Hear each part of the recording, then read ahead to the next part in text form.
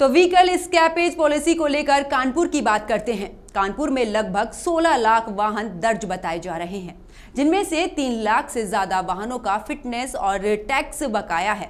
इसे लेकर कानपुर से हमारे संवाददाता हिमांशु ने खास बातचीत की कानपुर के एआरटीओ राजेश सिंह से। इस दौरान व्हीकल स्क्रैपेज पॉलिसी को लेकर क्या कुछ जानकारी दी है राजेश सिंह ने, इस रिपोर्ट में देखिए।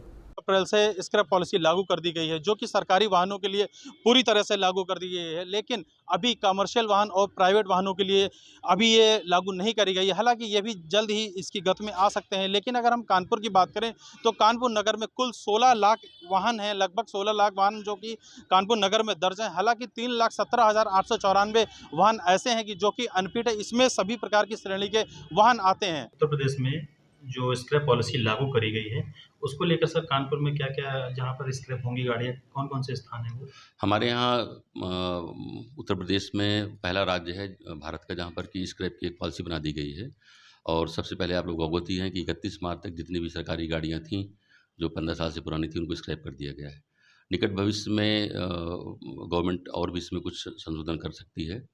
अभी स्क्रैप सेंटर के लिए आवेदन पत्र खुले हुए हैं और कानपुर मंडल में अभी तक औरैया एक ऐसी जगह है जहाँ पर कि एक स्क्रैप सेंटर स्वीकृत कर दिया गया है। वो शीघ्र ही अगले 30-40 दिनों में क्रियाशील हो जाएगा। दूसरा एक स्क्रैप सेंटर रनिया कानपुर देहात में है, उसका भी फॉर्म अपलोड हो गया है और उसमें कुछ कमियाँ थीं, उनको ठीक करके दोबारा उन्होंने अपलोड कर दिया है और वो अपलोड अगर पूरी कमियाँ ठीक हो गई होंगी तो वो भी 1-2 दिन में उसकी भी स्वीकृति मिल जाएगी।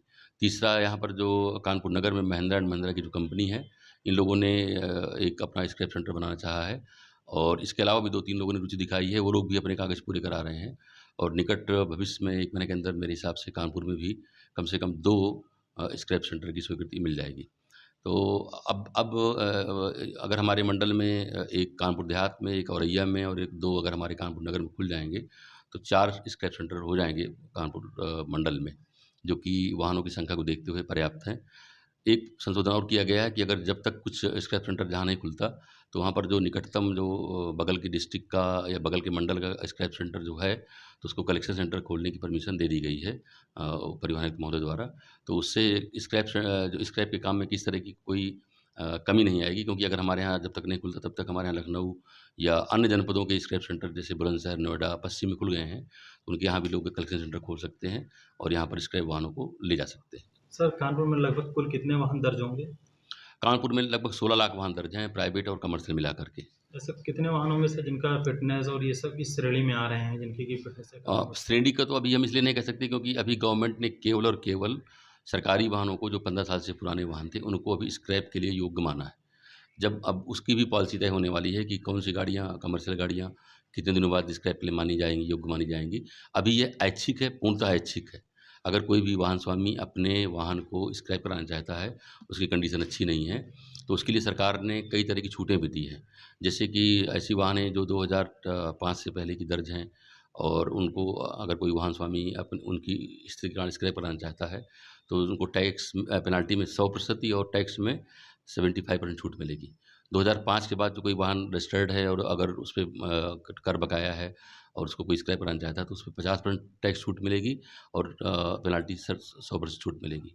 तो सरकार का ये है कि मतलब राज्य सरकार का ये मानना है कि हम लोग कोई भी अगर वाहन स्वामी अपने अनफिट वाहन को स्क्रैप कराना चाहता है, तो उसको अधिकतम सुविधाएँ हम लोग प्रदान करें।